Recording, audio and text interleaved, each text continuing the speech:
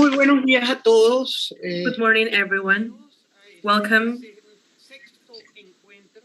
to the sixth meeting organized by the Academy of Social and Political Science with the invaluable support of Universitas Foundation, which allow us to be reunited and do these conferences that will present it in 12 sessions that have been organized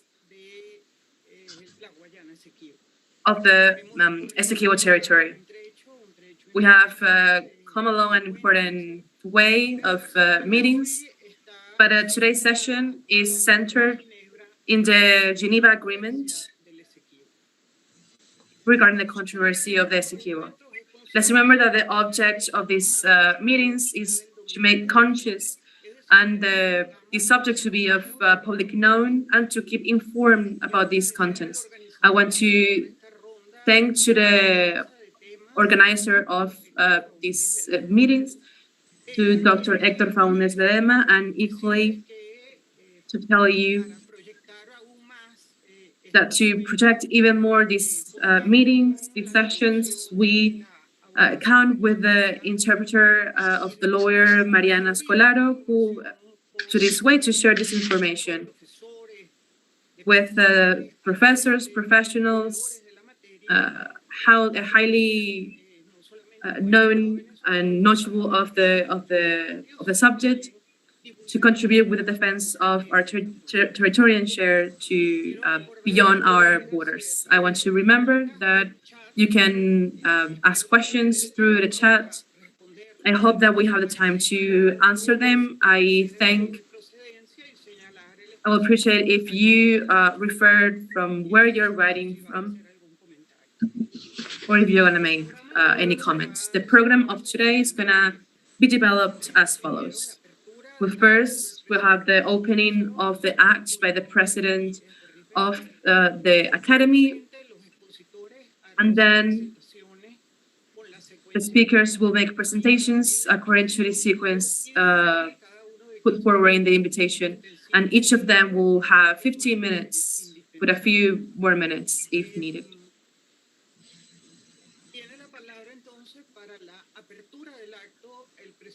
It has the floor the president of the Academy of Social and Political Science, scholar Julio Rodríguez. Buenos días a todos. Es para la Academia de Ciencias Políticas y Sociales motivo de satisfacción y manifestación de responsabilidad frente al país continuar con este ciclo de coloquios sobre la controversia del Essequibo. En el día de hoy asumimos la tarea de realizar este sexto evento acerca del Acuerdo de Ginebra y la controversia del Essequibo. El tema ha sido objeto de minuciosa consideración a lo largo de la casi centenaria historia de nuestra corporación. La necesidad de dar respuestas a los problemas centrales que componen la esencia de la venezolanidad ha comprometido a lo largo de los años el pensamiento y la acción de los integrantes de la Academia. En tal sentido, podemos recordar un artículo del académico Dr. René de Sola intitulado Afirmaciones y Realidades, en el cual señalaba sobre el tema que ocupa nuestra atención en el día de hoy, y lo cito, admitida como ha quedado, en fin, que el acuerdo en lo que respecta a la reclamación venezolana solo se limita a reconocer su existencia, no voy a negar que este simple reconocimiento no significa algo positivo. Aún más, no solo me complace declararlo, sino que considero un crédito que debe anotarse al haber de nuestra Cancillería que hubiera logrado que Gran Bretaña conviniera explícitamente en la existencia de la controversia y en la necesidad de buscarle una solución satisfactoria. En los comentarios del doctor René de Sola se evidencia esa necesidad que tuvo la diplomacia venezolana de convertir nuestras convicciones con respecto a la historia del manejo del Essequibo en una convención capaz de dar salida clara a lo que la mayoría de los venezolanos pensábamos acerca del problema. Todo ello independientemente de los medios a utilizar. En parte de esos instrumentos a asumir cobra especial importancia lo señalado por el doctor Ignacio Iribarren Borges. No es fácil entender que se acuse al acuerdo de haber llevado el debate al terreno jurídico. El propio texto del acuerdo y sus antecedentes conducen precisamente a la conclusión opuesta, que para soslayar la estéril controversia estrictamente jurídica sobre la validez o invalidez del laudo de 1899, que las enfrentaba en una especie de callejón sin salida, las partes convienen en buscar soluciones satisfactorias para el arreglo práctico de la contención. Cierro comillas.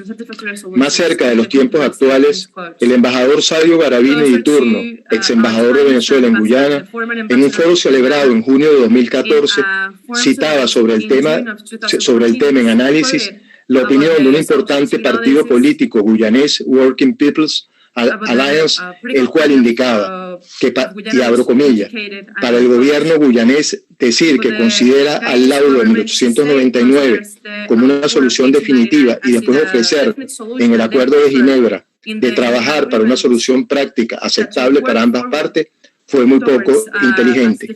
Y añade el doctor Garavini, para él estos argumentos del fundador del partido de gobierno y de la oposición de izquierda guyanés deberían ser utilizados y recordados por Venezuela. Este sexto coloquio que hoy nos congrega tiene la suerte de poder ofrecer al país la opinión de un grupo de especialistas que sin lugar a dudas enriquecen la reflexión y la acción necesaria sobre el tema que nos ocupa.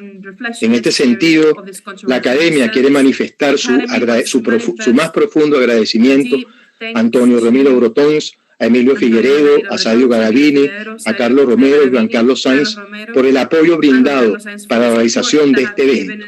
Igualmente, a la moderadora del mismo, la académica Cecilia Sosa Gómez, y al coordinador de este ciclo de conferencias, el académico doctor Héctor Faúndez. A lo anterior hay que añadir el siempre impecable soporte técnico de Universitas y el grupo de trabajo de ello que facilita la realización y desarrollo de esta importante actividad. Ciertamente los eventos, igualmente, por supuesto, quiero agradecer a la doctora Mariana Escolaro por la traducción simultánea al inglés de este evento. Ciertamente los eventos producidos en los últimos días en el país han evidenciado la necesidad de darle a la reclamación venezolana sobre el territorio de Essequibo un carácter de interés nacional.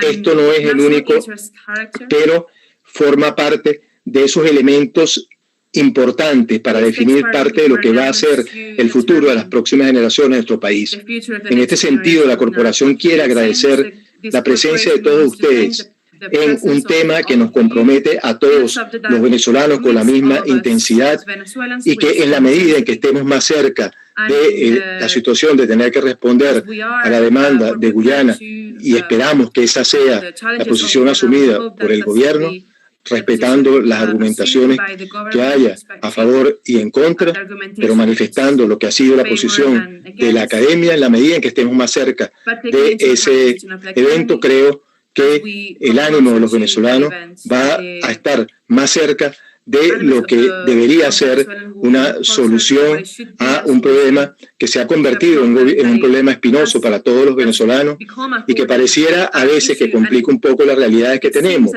y que se mezcla hoy en día con indudablemente con elementos de otra naturaleza que no son estrictamente los elementos jurídicos. Pero una de las funciones importantes de esta corporación es hablar de los temas jurídicos, es seguir manifestando la necesidad de los temas jurídicos y es insistir en la necesidad, desde el punto de vista jurídico, de asumir una posición que mejore la reclamación venezolana y que permita a Venezuela reivindicar una parte o la totalidad de los derechos que tiene sobre el tema de la Guyana Essequibo. Vuelvo a darle las gracias a todos ustedes, las gracias a los organizadores de este evento y las gracias a quienes nos acompañan hoy a mejor informar la situación, la opinión de los venezolanos y a formarnos un criterio más completo sobre la situación que tenemos por delante. Muchas gracias y que tengan un evento rico en conocimiento y rico en elementos aportados para todos ustedes. Que tengan todos un feliz día y damos inicio a nuestro sexto evento sobre el tema del Essequibo. Muchas gracias. This event. Thank you very much. Thank you for your words, President Rodriguez. I will then present a group of speakers that will present in this order. Antonio Remiro Brotóns, Emilio Figueredo, Sadio Garavini, Carlos Romero, and Juan Sainz. The first speaker is obviously, as I mentioned before, Antonio Remiro Brotóns, scholar, emerita scholar of public international law in the Universidad Autónoma de Madrid, member and lawyer and counselor in Spain, in different Latin American countries, in the contentious cases before the International Court of Justice for the past 30 years, and is a lawyer that is the counselor of the Venezuelan state in this controversy. Then Professor Antonio Remiro Brotóns, you have the floor. Good morning, good afternoon, depending on where you are. I feel very honored to collaborate in this cycle of conferences, and today with fellow colleagues of so high level and academic quality as I am, we'll talk about the Geneva Agreement and the controversy of the Essequibo. What I want to say first is that both Venezuela and Guyana agreed that the Geneva Agreement of February 17th of 1966 governs the settlement of their dispute over Essequibo, Guyana, but they differ radically. First, in its object, and second, in the interpretation of its provisions. In my opinion, the thesis of Guyana is a thesis which is twisted because it does not conform to the right understanding of the agreement nor to the reason. I'm going to attempt to explain my words. In the first place, the Geneva Agreement has as its purpose not to articulate a procedure to decide on the validity or nullity of the arbitral award of October 3rd, 1899, but to achieve a practical settlement acceptable to both parties of the dispute over the land boundary between Venezuela and British Guyana, as is expressly stated in the heading or title of the agreement. Unfortunately, and as a bad omen, the registry of the court recorded Guyana's claim as suggested by the claimant as, and I quote, arbitral award of October 3rd, 1899, a matter which the parties had left aside, given the radical divergence of their positions, so as not to defeat the object of the agreement in its very conception. The title or rubric under which a case is registered on the court agenda is not innocuous.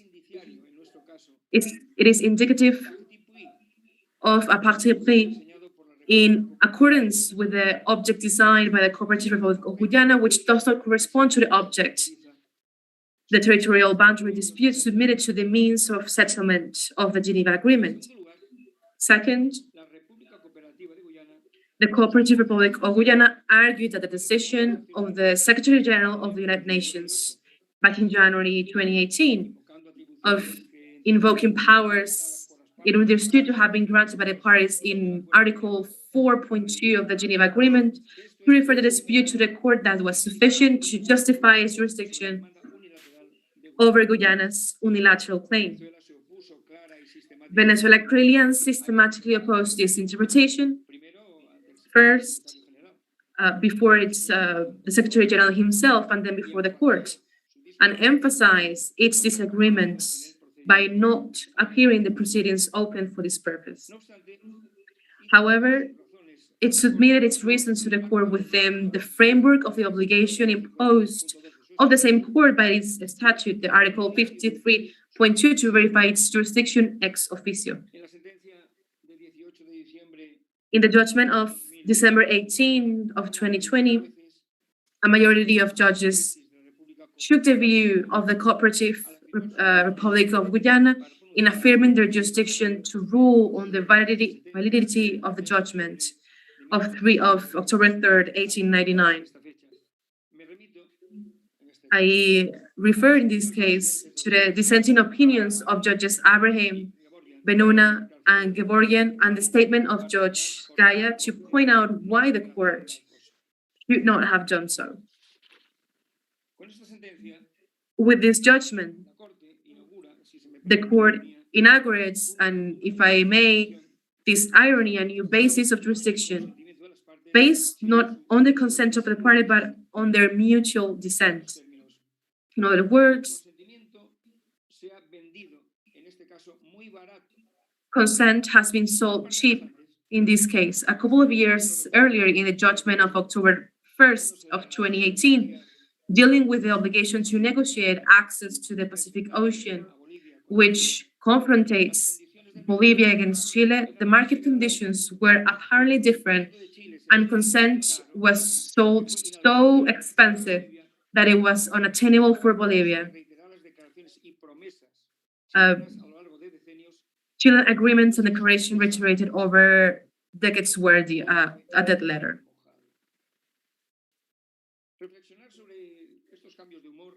Reflecting on this change of mood leads to the disturbing ideas of prejudices, disease, judgments that make of the conclusion a premise to put at their service the argumentation that is useful to them, which is more typical of lawyers than of judges.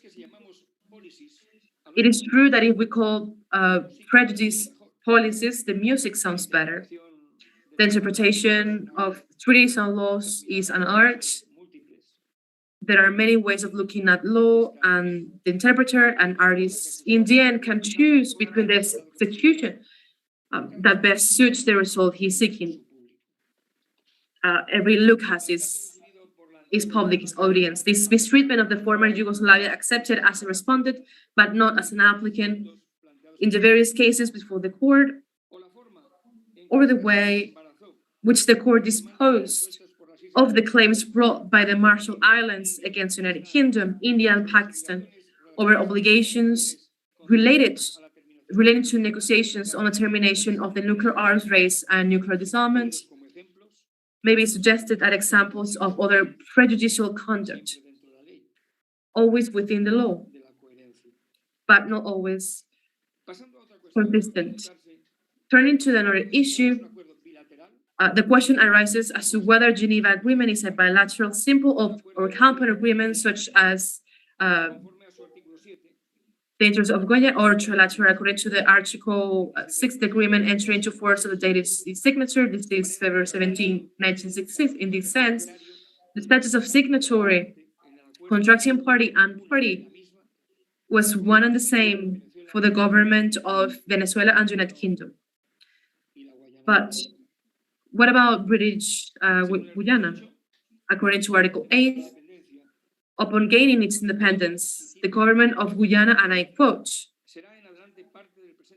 shall henceforth be a party to this agreement in addition to the government of Venezuela and the government of the United Kingdom. And I put emphasis on the word addition. In addition, the independence of Guyana came 3 months later, and the Republic was born carrying in its backpack the territorial dispute. Venezuela recognized it with express and emphatic reservation of its rights over Guyana Essequibo. What I now want to emphasize is, first, that the Cooperative Republic of Guyana did not become bound by the Geneva Agreement by the application of the rules on succession of states, inheriting or subrogating itself to the obligation of the United Kingdom, but did so by virtue of an express clause in the agreement itself for and by itself. That said, one may wonder about the role, in the second place, about the role of the United Kingdom in the dispute, since it remains a full-time party to the agreement. Being one of the Venezuela's lawyers, I should not pronounce myself now on this interesting question, which perhaps will find answers from other participants in this session of academic debate.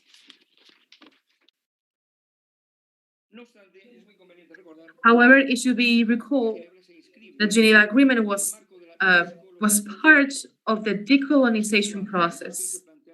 It was not by chance that the issue had been raised in the 4th Committee of the United Nations General Assembly once the British government has expressed its willingness to proceed with the decolonization of that and other territories now classified as non-self-governing.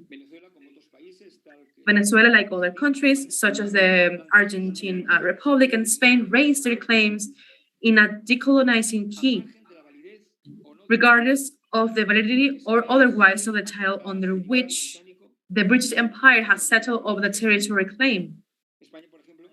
Spain, for example, claimed Hewlett that without prejudice to recognize that on the Union Jack fleet on the rock on the basis of the treaty signed in 1713 in similar terms, it can be argued that the hypothetical validity of the arbitration sentence of October 3rd, 1899 should not be an obstacle to the legitimate Venezuelan claim in the colonization key. In fact, the United Kingdom was invited to negotiate both with Venezuela and the Argentinian Republic in Spain about the cession of the territories. And if Venezuela can be blamed for anything, for its success that accompanied the negotiation, the fruit of which was the Geneva Agreement establishing a procedure to reach a practical settlement which was acceptable for all parties. The court do not have recognized itself as having jurisdiction over the unilateral claim of the Cooperative Republic of Guyana, but once it has done so, will it take into account the text and context of the Geneva Agreement when it must rule on the merits of the case? The court has judiciously excluded from its jurisdiction all events occurring after February 17, 1966, the date of signature of this agreement, and has included therein in its jurisdiction scope, and I quote, the related question of the final settlement of the land boundary dispute, end of quote. The million-dollar question lies, therefore, in understanding of that connection between one thing and the other. But this is another question, which, as you can guess already, I'm not going to speculate on, at least for now. Thank you very much.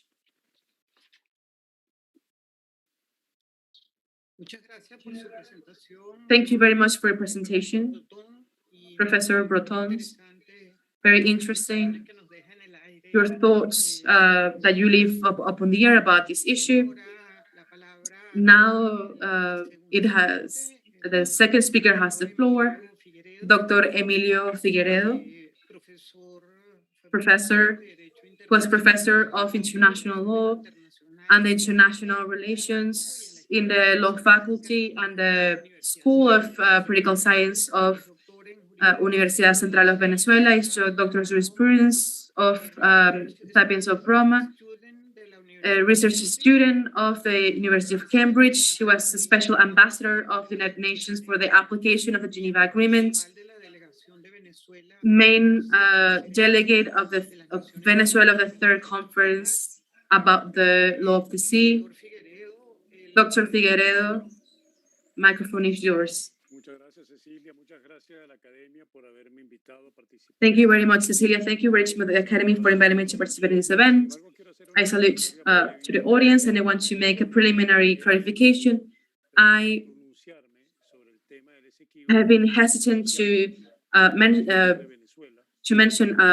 talk about the situation of Essequibo because I was a part of the negotiator on behalf of Venezuela, but I want to make a small comment before I get into subject, which is the reading of the Geneva Agreement after the protocol for Spain was elapsed, that it was signed by President Caldera, and the United Nations act unilaterally based on the Geneva Agreement and sent an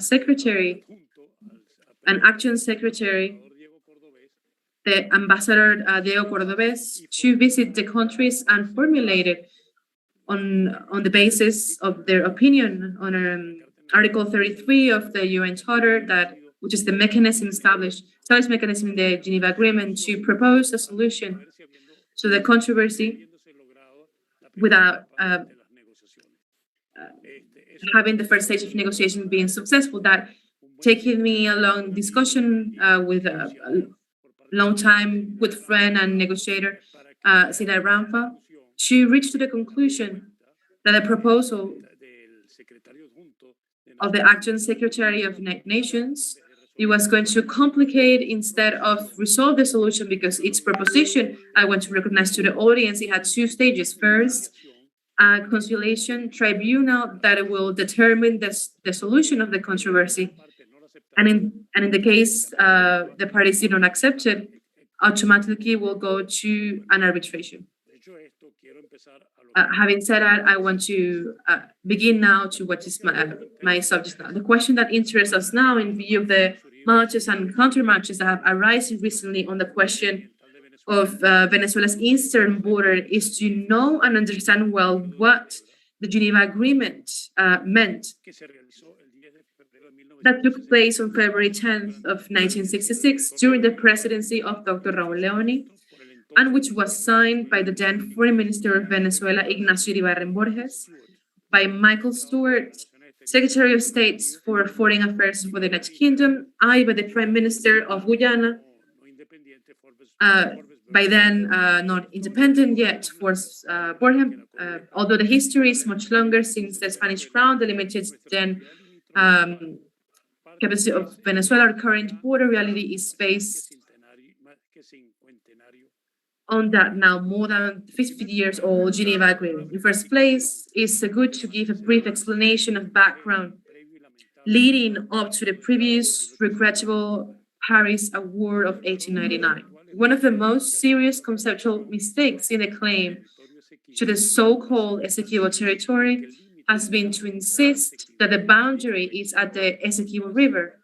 I say this because doing so, for whatever historical reasons, ignores the decree of the Liberator in Angostura of October 15, 1817, which unequivocally established the left bank of the Morocco River as the boundary. This fundamental fact of our Republican life cannot be ignored by historical investigations that go back to our sometimes imprecise history. But if this wasn't enough, there is another precedent in 1830, when the Venezuelan minister, the plenipotentiary Venezuelan minister Alejo Fortique, negotiated in London with the then British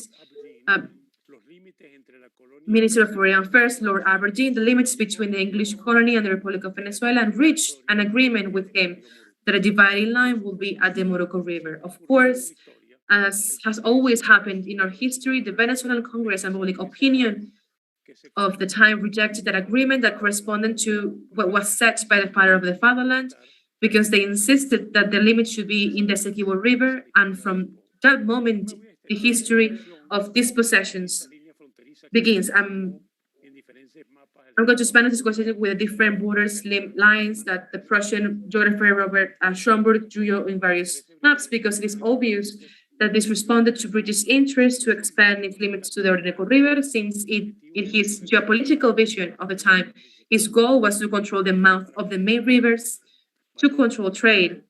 It is worth remembering the failed British attempt to control the mouth of the De La Plata River in 1806 and 1807. In order not to make the historical introduction too long, it's important to emphasize that the Venezuelan political fragility as a result of its wars and internal guerrillas made that in an act of desperation, seeing that the United Kingdom intended to annex Upata and reach the Orinoco, the government of Ignacio Andrade asks to the U.S. government to apply the Monroe Doctrine to stop the European expansionism. This request initiated a long process of negotiations between the governments of the United States, representing the interests of Venezuela and the British Crown, which culminated with the signing of the Treaty of Washington on February 2nd, 1897, which established the arbitral treaty that would determine the borders between Venezuela and the British colony. For those interests in the background of this important milestone in the territorial dispute, there is a magnificent essay written by Simon Alberto Gonsalvi on the subject that is really worth reading, although many politicians and even our rulers have not done so. There's not much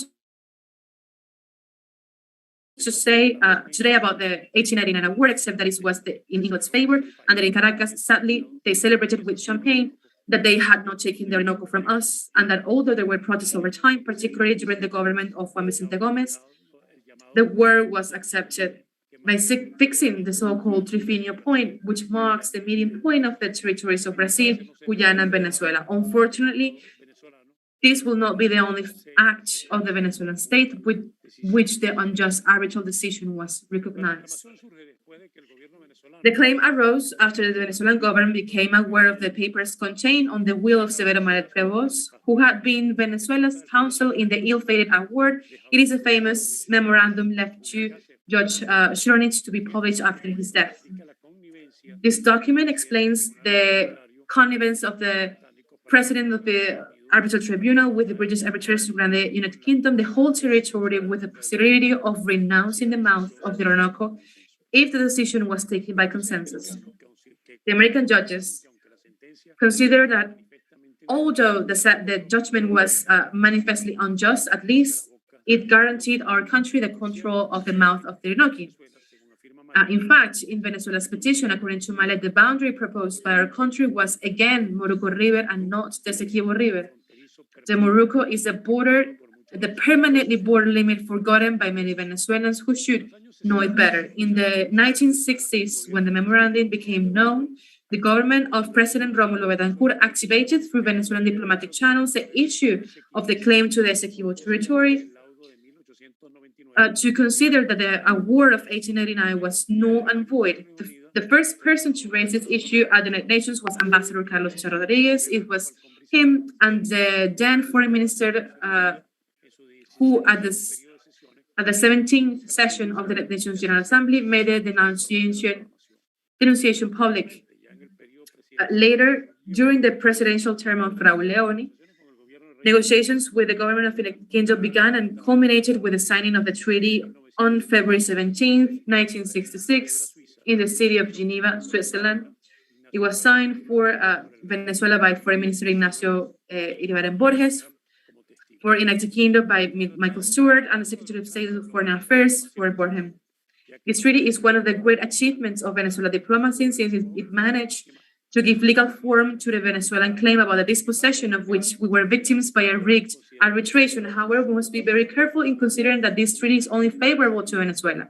A detailed analysis of the treaty leads us to conclude that it can be interpreted by both parties as favorable to their causes. Let's take a good look at what I'm referring to. The preamble of the text is what has served our country the most to try to resolve the dispute in a positive way, because its expression says, and I quote, convinced that any pending dispute between Venezuela on the one hand and the United Kingdom and British Guyana on the other will prejudice such collaboration. It must therefore be amicably resolved in a manner acceptable to both parties. End of the quote. This is what Venezuela over the years has argued. This is how can the dispute be resolved by arguing about the validity or invalidity of the award, which is of a purely legal nature, when the treaty speaks of the dispute being resolved by a mutually satisfactory agreement. In Guyana itself, Borges was criticized for having signed a treaty with this clause that weakened the Guyanese position, which was to make it a precondition for any negotiation that Venezuela proved that the war is null and void. But if that were not enough, Article 1st of the agreement established a joint commission with the task of seeking satisfactory solutions for the practical settlement of the dispute between Venezuela and the United Kingdom, arising out of the Venezuelan contention that the arbitral award of 1899 on the boundary between Venezuela and British Guyana is null and void. That joint commission was set up, but for 4 years, it did not achieve any results because the representative of Guyana did not move an inch from their argument that the only thing Venezuela has to do is to prove the validity of the award, and that until that's not happened, there is no possible negotiation, since the award determined the land borders between the two countries in an incontrovertible manner. The issue that favors Guyana is set out in Article 4 of the agreement, which states that if the parties within the first 4 years of the joint commission failed to resolve the dispute, then the provisions of Article 33 of the United Nations Charter, which sets out the means of peaceful settlement of dispute, shall apply. This provision puts the decision in the hands of the Secretary General of United Nations as a last resort in the event that Guyana and Venezuela have not agreed on a method of peaceful settlement. That, as we will see, can be determined to Venezuela. Having concluded the work of the Joint Commission without any results, President Caldera decided to freeze the negotiations on June 18, 1970, suspending by means of the so-called Port Spain Protocol the application of Article 4 of the Geneva Agreement for 12 years. The reason that seems to have prevailed for postponing the application of the Geneva Agreement was the boundary negotiations of marine and submarine areas in the Gulf of Venezuela in order to avoid a simultaneous struggle on two fronts. When the protocol expired on 18 of June 1982, the Secretary General of the UN appointed a personal representative to visit Guyana and to follow up on the provisions of Article 4 of the Geneva Agreement. The person that was designed to exercise this function was the Ecuadorian diplomat Diego Cordobés, Subsecretary of the UN. This official took his role very seriously and elaborated a formula that for the peaceful settlement of disputes that was not one of those mentioned in Article 33 of the UN Charter, but which could be admitted within the terms of the article by allowing any other formula for peaceful assessment. The formula presented by Cordobés was not very favorable to the Venezuelan position, since it combined two methods, conciliation and arbitration, which without a doubt favored Guyana, because if the parties did not accept what was formulated by the conciliating entity, a binding legal procedure such as an arbitration was immediately established. Faced with this dilemma, President Lucinchi appointed an ambassador to the UN for the application of the Geneva Agreement, whose main task was to convince the Guyanese counterpart of how inconvenient the application of the Cordovan formula will be for the peaceful and harmonious relations between the two countries. There were long negotiations between the representatives of Venezuela and Guyana that culminated in the design by both the negotiators of the good offices mechanism, which is nothing more than a negotiation assisted by a good officiant. Given Cordobés' resistance to this new formula, after years of negotiations during the presidency of Carlos Andrés Pérez, the foreign ministers of Guyana and Venezuela requested a joint meeting with the Secretary of the UN and informed him that the parties had decided that the method that was chosen would be that of the good offices. Unfortunately, Venezuela failed to take advantage of the benefits of this procedure, and almost 27 years passed by without any formula acceptable to both countries being agreed upon to resolve the disputes. During that long period, there were 3 good officials, 2 of them now deceased, and several negotiators for both Venezuela and Guyana. Today, that mechanism has been exhausted. Just a minute. Today, that mechanism has been exhausted, and as it has spoken before, we are now before the International Court of Justice, and the mistake that was committed was that in the framework of the Geneva Agreement, it was insisted that were other mechanisms different to the ones of the Article 33, and that had not been exhausted, so that Guyana insisted on terminating the procedure and ongoing once and for all was not justified.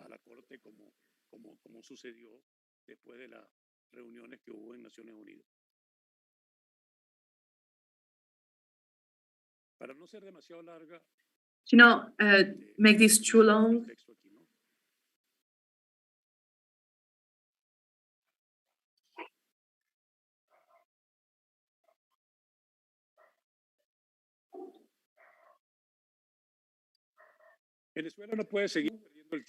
Venezuela cannot continue wasting time since international conditions today are not favorable to it, and continuing to insist on historical arguments do not carry much weight. in a world in which most third world countries have arbitrary borders generated or created in colonial times and do not wish to open the Pandora's box of border rectifications. This does not mean that we should do nothing. Quite the contrary, we have to prepare ourselves legally and politically to be able to confront Guyana's arguments with solid arguments, not only based on history, but also on economic, ecological, and fundamentally legal matters. For that, it is necessary to create a professional and multidisciplinary team supported by the best international experts to be prepared to go to the court. It is important that this delicate and thorny issue be treated with the utmost prudence and as a matter of state and not of internal political struggle and erroneous and dangerously naive desires, and that Venezuela achieves the greatest protection for its Atlantic facade and does not see its free and uninterrupted access to the Atlantic cutoff. The Geneva Agreement was, without a doubt, a great achievement of Venezuela diplomacy, but it has been of little use in these 50 years due to the lack of decision and even political skill of our different governments in explaining to the country that an agreement was only possible with the understanding that neither Guyana nor Venezuela could claim each one to obtain in a negotiation 100% satisfaction of its claim, and that a practical and satisfactory settlement of the dispute required to ponder the interests at stake and determine what could be the most convenient for our country. The lost time has become in a real sword of that rests over our heads, and that is turning, politically speaking, Guyana into a victim and Venezuela into an aggressor, with the risk that the solution to the conflict will no longer be a practical agreement, but as we are seeing now, a judicial decision. We cannot continue to lament the unjust dispossession of which we were victims on the 19th century, but we have to prepare ourselves to be able, as best as we can, to argue why the 1899 award is null and void, and if we were able to prove it, the limitation between Venezuela and Guyana, in which 2/3 of the current Guyanese territory will be at stake, as it's easy to imagine, will be both tasks are today quite uphill, and we will regret not having resolved the claim when the matter was in the hands of the two countries. Now, well, we have to see how we're going to act before the court. Effectively, the decision of the court does not favor us, but we have to keep fighting as possible to revert the situation and to attempt to achieve success that is complex, actually, because it's not only the subject of the validity of the award, but it's also at stake the figure of Stoppel in international law. Thank you very much. This is my vision of this topic, and I hope that people that is working on this will achieve the success that I couldn't. Thank you very much, Professor Figueredo, for your presentation and so complete narrative in the time.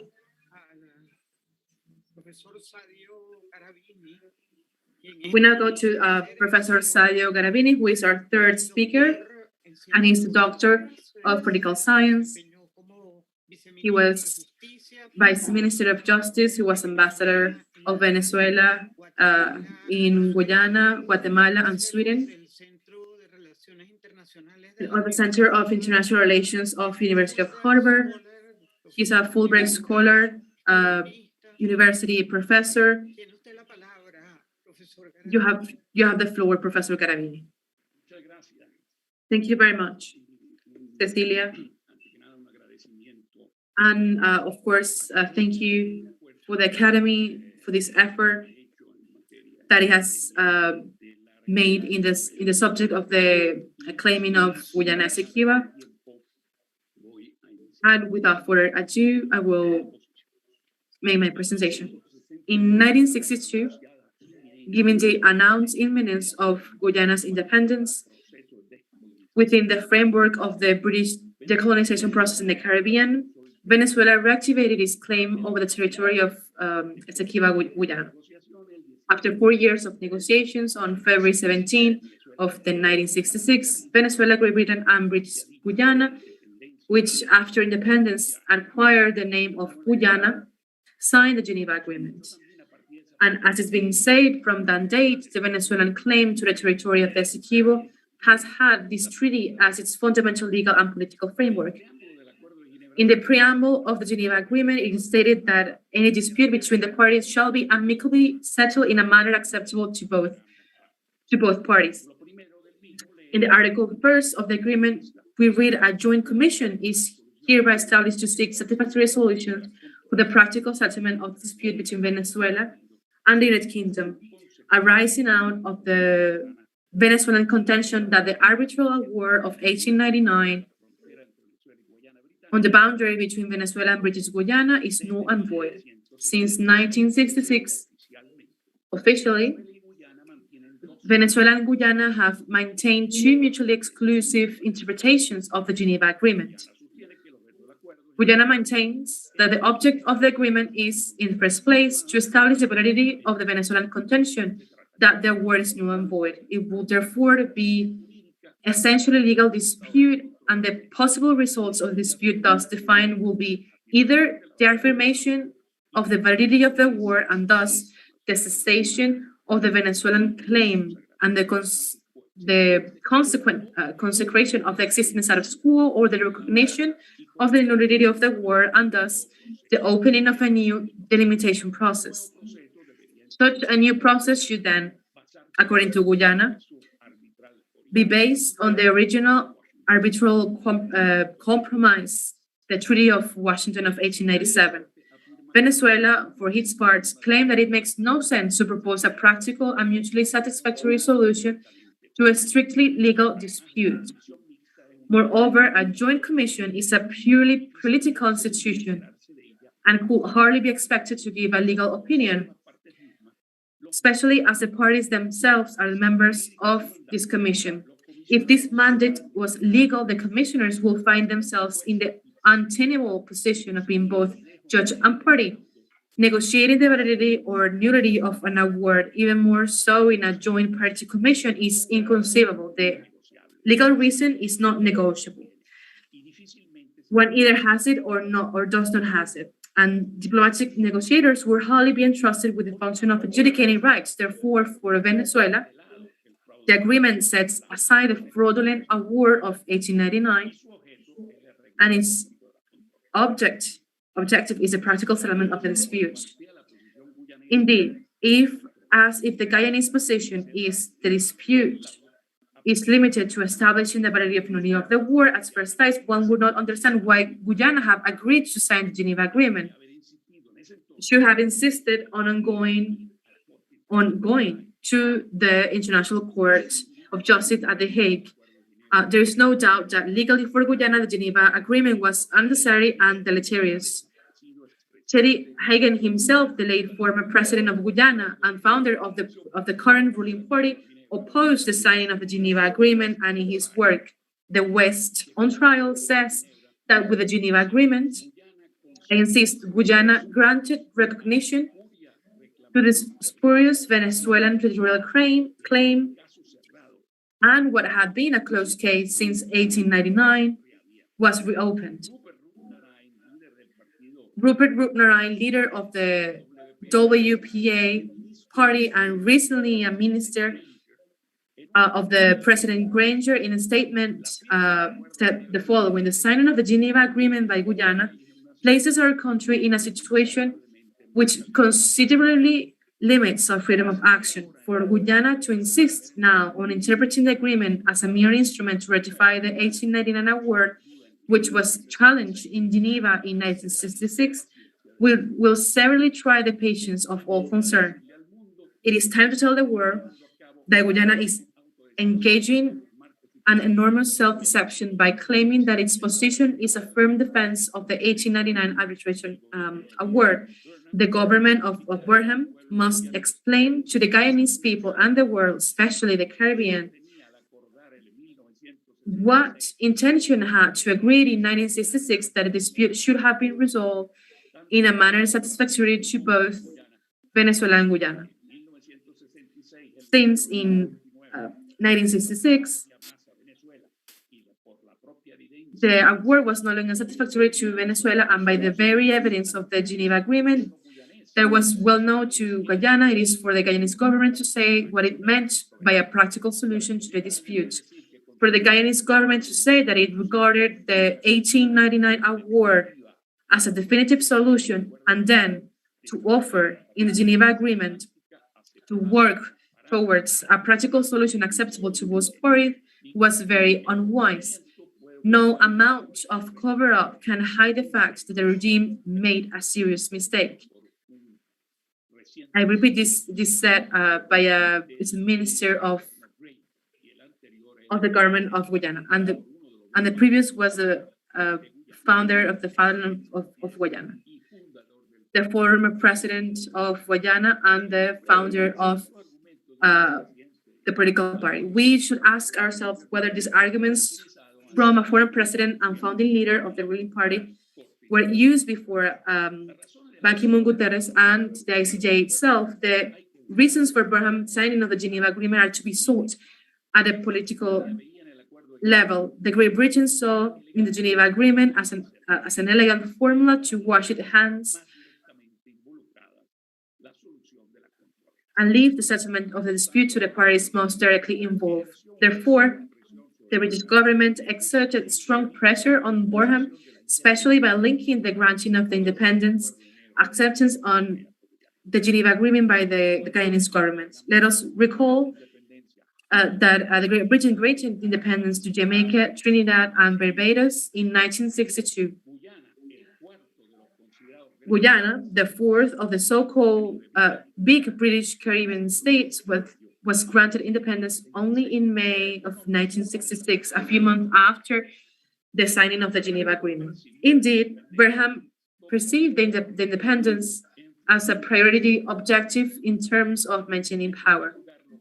First, achieving independence was a goal that will obviously yield juicy political dividends for his party, the PNC.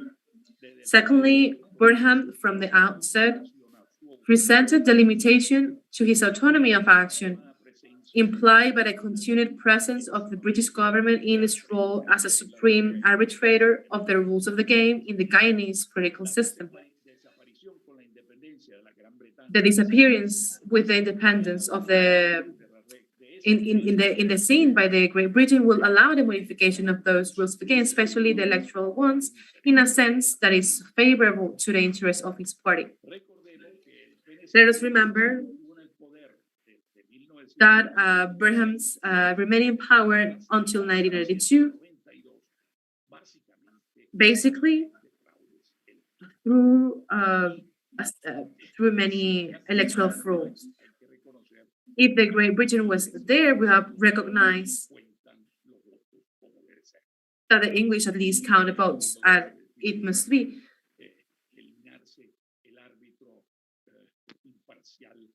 That to denominate the impartial arbitrator for the controversy. For Vernon, the political cost of the signing of the Geneva Agreement was far less than the benefits of independence. It is also important to mention that in 1970, an agreement called the Port Spain Protocol was signed between which suspended for 12 years the operation of Article 4 of the Geneva Agreement, which after 4 years of negotiations, in case there was no agreement on the final settlement of the dispute, and no agreement either on the selection of one of the means of peaceful settlements of disputes provided for in Article 33 of the UN Charter, obliged the parties to turn to the UN Secretary General to choose one of those means. In that year of 1970, Venezuela's dispute with Colombia over the limitation of the waters adjacent to the Gulf of Venezuela was heating up, and the Venezuelan government considered it inconvenient to have to urgently deal with both disputes at the same time. Moreover, the suspension of the operation of Article 4 did not mean the freezing, as has been erroneously asserted, of negotiations between the two countries. And indeed, during those years, there were very relevant conversations on the subject. Maybe the closest one, I will say, the closest to a practical solution of dispute. In particular, in 1977, In the negotiations between Isidro Morales Paul by Venezuela and Foreign Minister Fred Wills, in that negotiation, the government accepted, and it was agreed in private to discuss the hypothesis of ceding to Venezuela a territory of between 15,000 and 5,000 square kilometers with an adjacent coastline adjacent to the state of Delta Macura, with relevant projection in marine and submarine areas. Of course, in exchange for economic advantages. Let's remember that Venezuela was at that point, at the end of 70s, important economic power, and Guyana, on his part, he had very economical difficulties. But by the way, in the past few days, the correlation have changed, unfortunately. So what do you want? The economic advantage, for example, the support of the hydroelectric project to Alto Masurani, the electrical interconnection, the financing of the oil bill, and the purchase of rice at prices higher than those prevailing in the international market. By the way, many of these advantages during the last decades, we have been giving them anyway, and in exchange for nothing. Also, in the 80s, during the Lucinchi government, there were serious decisions, talks about this. The Geneva Agreement had the merit of reopening the case. However, the agreement left Guyana the occupation and dominion of the territory under claim, with the consequence and advantage that entails, taking into account that the Venezuelan claim covers 2/3 of the territory that Guyana considers its own. The dilemma for Venezuela has been that any practical solution that Guyana could and can realistically offer will always be a very small concession of the territory under claim. Accepting it bilaterally implied and will always imply a very high internal political cost, which has been the basis for the indefinite delay of the dispute. To have being the tacit but preferred option of the preferred option of the two governments until 2013, when Guyana, due to the commencement of the offshore oil exploitation, decided that the status quo was no longer acceptable. And then there starts a new history, a new story. Of this subject they will be touching upon on the next section of this series of conference, which will be again. So here I stop with the analysis of the Geneva Agreement, and maybe just mention, maybe we must ask ourselves whether the solution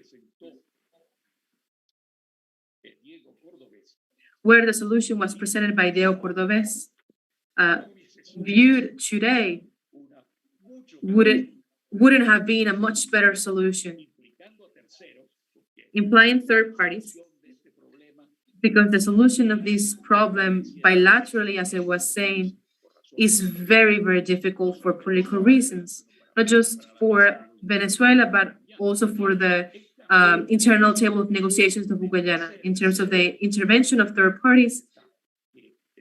But then Andrés Diego Cordobés had the idea of a conciliation first, and then arbitration. That maybe at that point the governments thought otherwise, but between us, it would have been a better solution. That the position that we are at this time. Thank you very much. Well, thank you very much for your presentation, Dr. Sadio Garavini. It is now the turn to present Carlos Romero. Dr. Carlos Romero, our fourth speaker, is a Venezuelan analyst, is doctor or political science, a retired professor of the Faculty of Social and Political Science of Universidad Central de Venezuela. You have the floor, Professor Romero, for your presentation.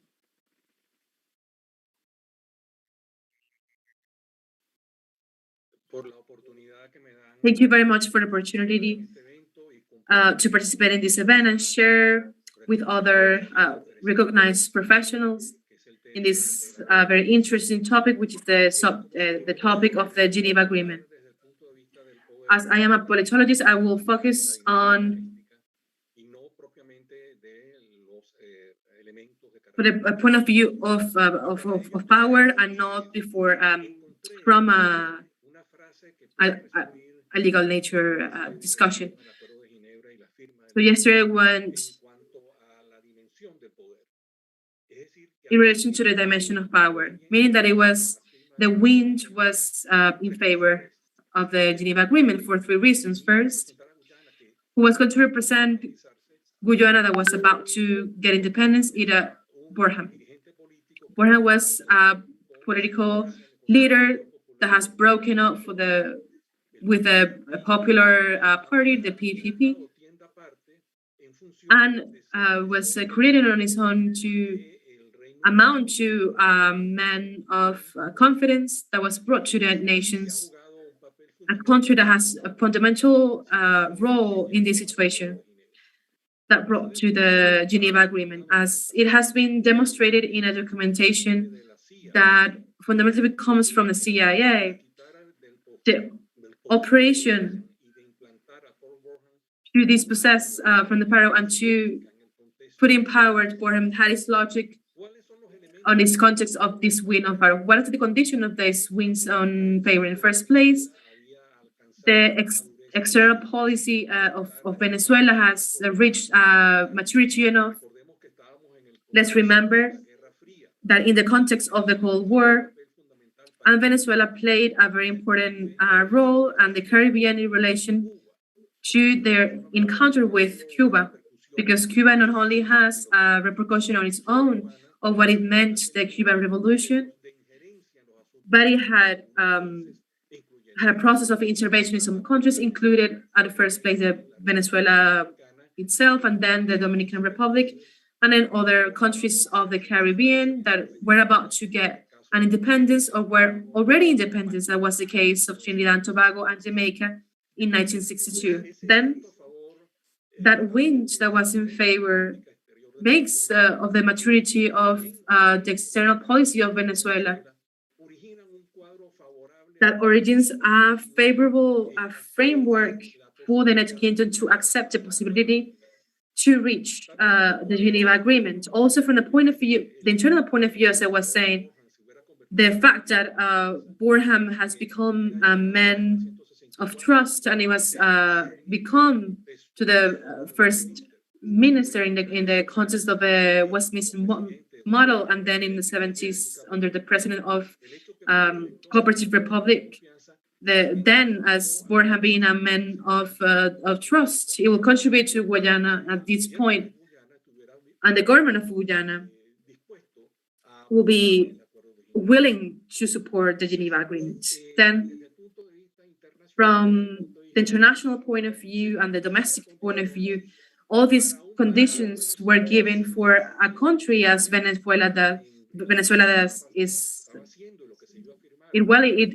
it had a position in this matter, and it had a great support from the United States in the East-West dimension. We also have to remember that at that point, at the internal case of Venezuela, we had a favorable condition for the signature of the Geneva Agreement.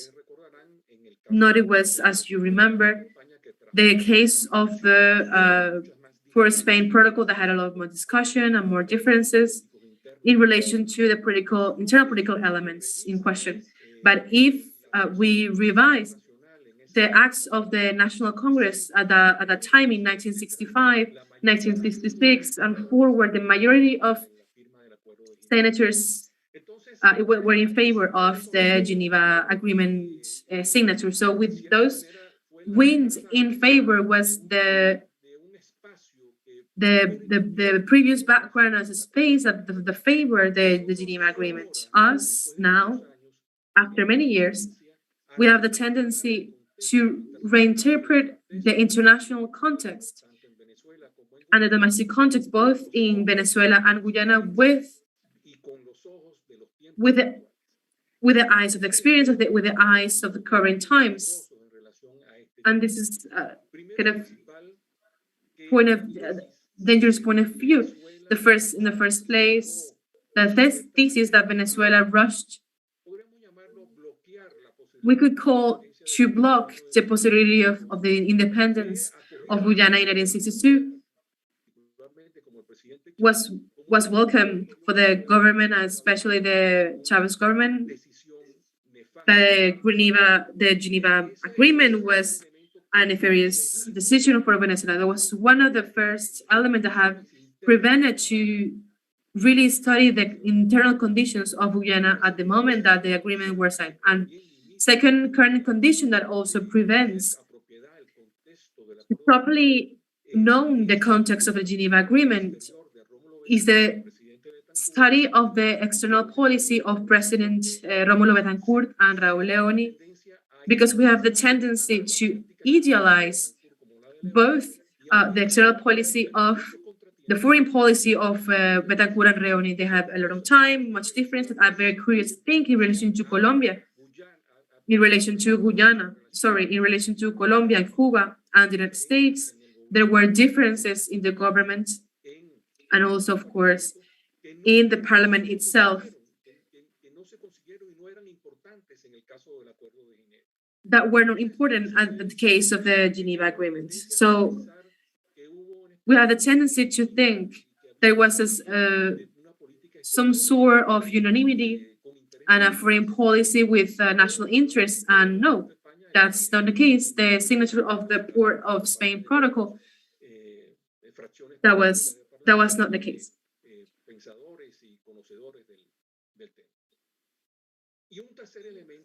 And a third element, and I said it already at the beginning, but we must remember, is the role that the United States play for Venezuela. It was a very helpful relationship, especially with Raúl Betancourt and Rómulo Betancourt and Raúl Leoni, because it was a coincidence about the need to prevent the expansion,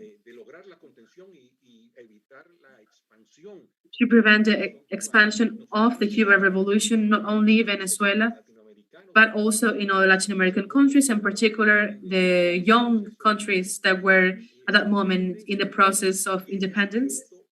And at that moment, Borja, that went in favor,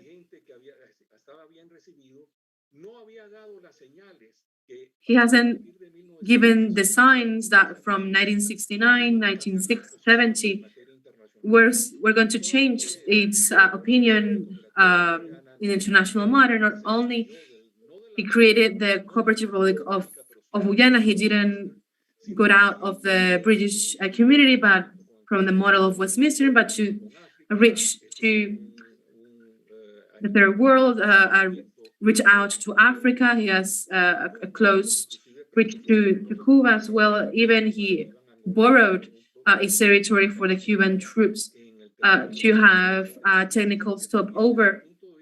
But also from the point of view, strictly from the Geneva Agreement, there was even more radical opposition. I remember that in the year 1982, when there were 12 years after the protocol for Spain, there were very important colleagues and diplomats that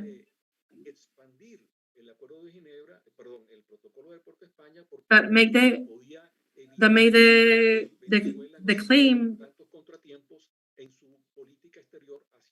that Venezuela didn't have many issues about the foreign policy towards the Caribbean, that have the objective to prevent the Cuban expansion. All of these leads us to the conclusion that the Geneva Agreement has an international context, and its regional context has also a domestic context, domestic both in Venezuela and Guyana,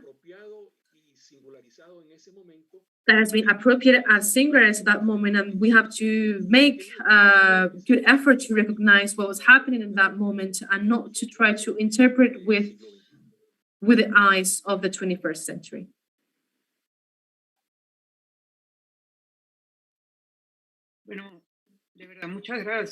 Well, thank you very much, Professor Romero, for your presentation with that turn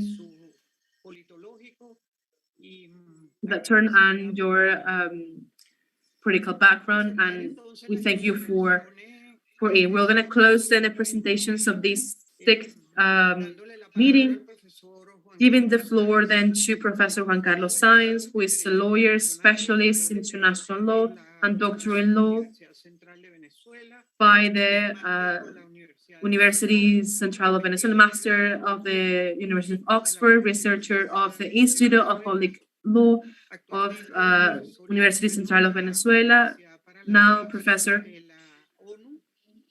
from the University for the Peace of Nations. As well, he has been a member of the Foreign Ministry of Venezuela in a borders issue, has worked in international organizations, and a guest professor of the American University in Washington, Rosario University, Javeriana, and Sergio Arboleda in Colombia, as well as Alonso X in Madrid. You have the floor, Professor Juan Carlos Sainz.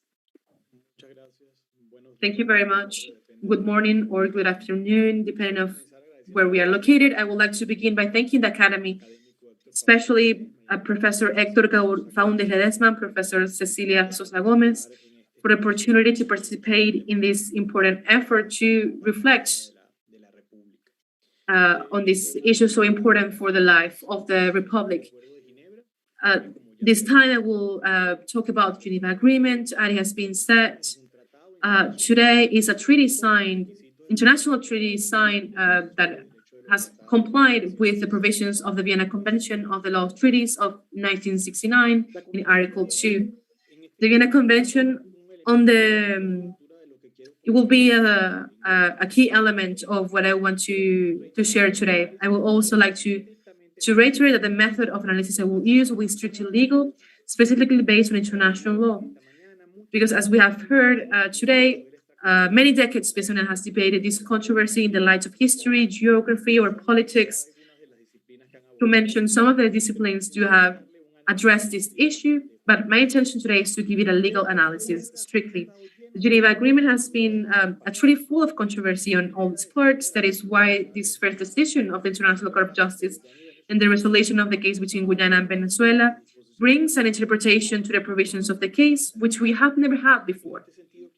In this regard, I would like to quote Dr. Héctor Faúndez in a recent article in the press when he stated in relation to the role of the International Court of Justice, and I quote, "Once there is a final judgment and in relation to jurisdiction, this one is a final, all that remains is to abide by it."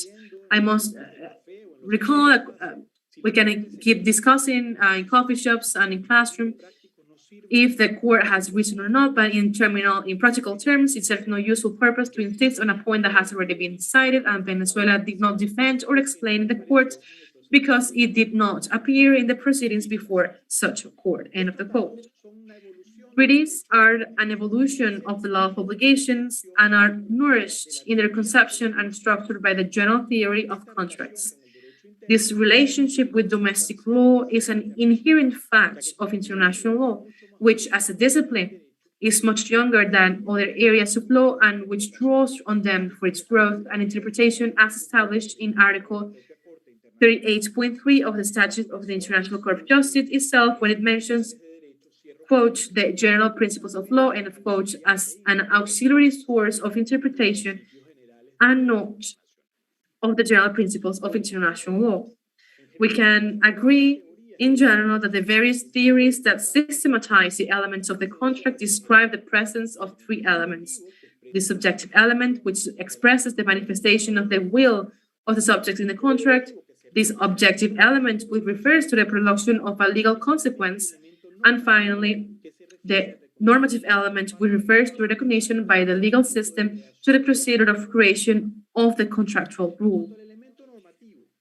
As for a normative element, we can point out that the Geneva Agreement is a contractual standard recognized, contractual rule recognized by the parties to the dispute and by the international community as a whole. However, Antonio Remiro Brotóns points out in this regard that obligations in the treaty are relative because they produce effects only between the parties, and summarizes some of the Roman highlights of describing the treaty is res inter alia acta. However, the case of the Geneva Agreement involves a multiplicity of actors, where not only the subjects of the agreement participate, to which I will refer later, but also the United Nations and the many facilitators who have participated in the search for a solution for the parties.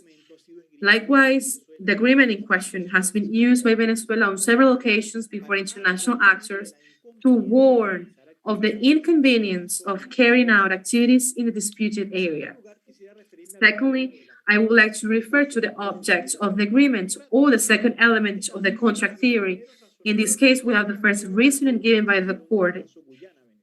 In the case, in the decision of the case Guyana, Venezuela, the judgment makes a chronological analysis of the various steps in the conclusion and execution in practice of the Geneva Agreement, analyzing the term controversy, in English controversy, as a synonym of dispute.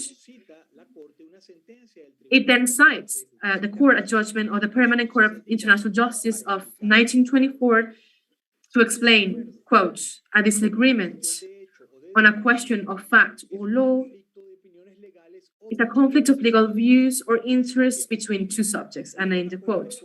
Then the court concludes with the following definition, open quote, the paragraph 66. Accordingly, the court considers that the dispute in which the parties agreed to resolve through the mechanism established in the Geneva Agreement concerns the question of the validity of the 1899 award, as well as its legal implications for the boundary line between Guyana and Venezuela, end of quote, of the court's decision. The admission judgment recognized the two key elements in the dispute, the nullity of the war and the need to establish the international boundaries between the parties. This was the subject matter of the dispute since Venezuela initiated its formal claims in the 1960s. In the previous century, the award should then be considered null and returned to the negotiating table established in the Treaty of Washington of 1897, so that Venezuela and the United Kingdom can establish a border in law between the two countries. This first decision in itself represents a great recognition of the argument that Venezuela has historically presented. It is important to remember that the United Kingdom and even Guyana have maintained that there is no such dispute. The signing of Geneva Agreement was a success of Venezuelan democratic diplomacy, which after successive rejections by the United Kingdom accepted the existence of the dispute and a modus operandi to resolve it. Let us recall what Foreign Minister Borgo said before the Senate about the discussing of the approval of the Geneva Agreement. I'm not going to, and I quote, I'm not going to enumerate all the incidents of discussion arising from the rejection by Great Britain of that first proposal for a first solution formulated by Venezuela, to which it replied with a counter-proposal that Venezuela, in an act of great statesmanship and courage, should renounce its claim. I formulated a second Venezuelan proposal in the sense of agreeing for a period that could be discussed on a joint administration of the territory claimed by Venezuela, prior recognition of our sovereignty over it. Also, this formula was also rejected. Finally, in an effort to seek an honorable solution to the problem, I presented as a third proposal by Venezuela a formula that foresaw the solution of the border problem through 3 consecutive stages with their respective deadlines, with the particularity that the process had to have an end. A, mixed commission, B, mediation, and C, international arbitration. Should I affirm before the Congress of the Republic, quote, the Geneva Agreement brings to a new situation the extreme positions of those who demand the return of the usurped territory by virtue of an old award, that having no doubt about their sovereignty over this territory, were they were not willing to take the case to any tribunal, end of quote. Moreover, if this decision is interpreted in light of the critical date determined by the court itself for the hearing of the case, this is the date of the signing of the Geneva Agreement itself, it allows Venezuela a platform to present the factual and legal arguments for the determination of a new boundary established under the arguments of law. Venezuela has been consistent in the way it has considered the Essequibo territory, especially at the time of the recognition of the state of Guyana and its extension as follows. I quote, Venezuela recognizes that the territory of the new state, that which lies to the east of the right bank of the Essequibo River, and reiterates before the new country and before the international community that it expressly reserves its territorial sovereignty rights over the entire area located on the left bank of the aforementioned river. Consequently, the territory of Essequibo, Guyana, over which Venezuela expressly reserved its sovereign right, is bounded on the east by the new state of Guyana along the line of the Essequibo River from its source to its mouth in the Atlantic Ocean. End quote. I now turn to the last of the elements I have presented today, which concerns the subjective element.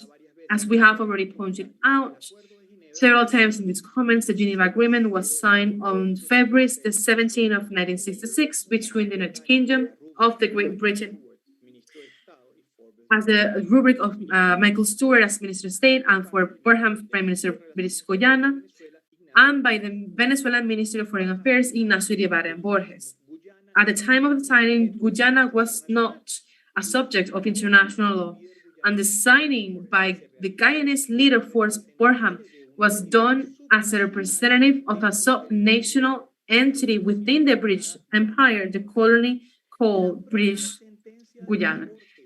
The court's own judgment clearly of last year clearly states the fact in the following terms, open quote, in the paragraph 29. At the time the present dispute arose, Guyana was still a British colony known as Guyana, a British Guyana. It became independent from the United Kingdom on May 26 of 1966. The dispute between Guyana and Venezuela dates back to a series of events that occurred during the second half of the 19th century, end of quotes of the court judgment. On the other hand, it's important to reiterate that the obligations arising from the Geneva Agreement are aimed at settling the dispute created by an arbitration that violated its mandate and which originated in a treaty, the Treaty of Washington, signed by the two original subjects of international law, the United Kingdom and Venezuela, on February 2nd, 1897. The parties to the Geneva Agreement include the United Kingdom. When the Republic of Guyana gained its independence, the notes of recognition from Venezuela of the negotiation that allowed the accession of the new subject of law to the Geneva Agreement as provided for that treaty in the following terms. In accordance with the agreement,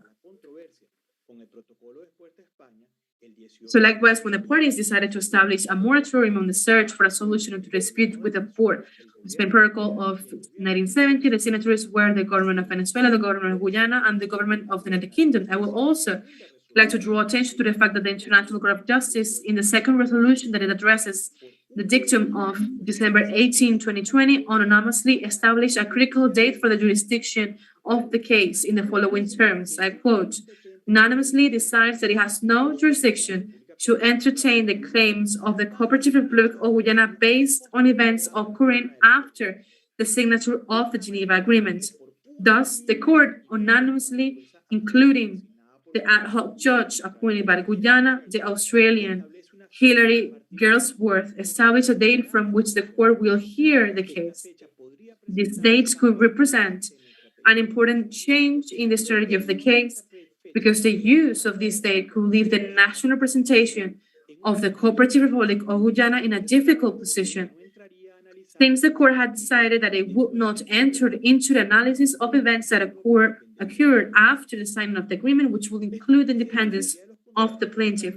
This analysis from the theory of contracts make clear the subject and obligation will allow us to identify more clearly the elements for a clear defense of Venezuela in this case before this court. In this sense, it appears that the most important thing that in this case, to be able to resolve the merits of the cause, the United Kingdom must be a participant, and it can be given by two scenarios. The first scenario, the establish of the article of the statute of the court in which the Kingdom could intervene, said the Article 62 of the statute, if states considered to have an interest of the merit could ask the court to allow to intervene.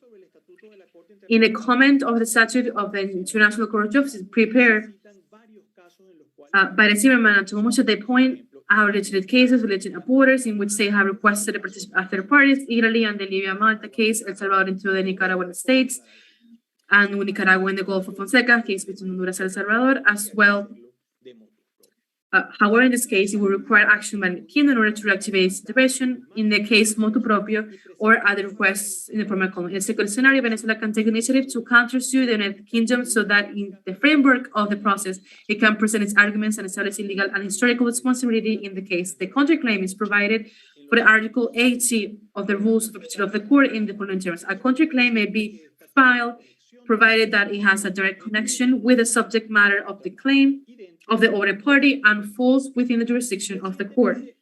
Recently, the counterclaims has been welcomed by the court. The Justice Ora explained in a separate opinion in the case Jurisdictional Immunity of 2010 the following, quote, that the purpose of the counterclaim was first, the proper administration of justice and judicial economy that allows the court to consider all or any of the connected claims in a single proceeding, and second, to avoid the inconvenience in the event that another party or a third state brings a new claim on an issue that is directly connected to the case. Similarly, Judge Cansado Trindade, in the same case, expressed in another separate opinion the following, quote, the purpose of a counterclaim is first, procedural economy. Second, to find a way to achieve greater consistency in the decisions of the International Court of Justice. And third, the realization of justice at the international level. End quote. The presentation of a counterclaim has been considered of great relevance in procedural practice, especially by those states that have been brought before the Hague Tribunal and that use the resource of the counterclaim to assume a more active role and not simply appear in a defensive position as a responding country. The procedure that will be initiated in this case will very well be raised at the procedural stage in which we find ourselves in the case raised by Guyana Sainz.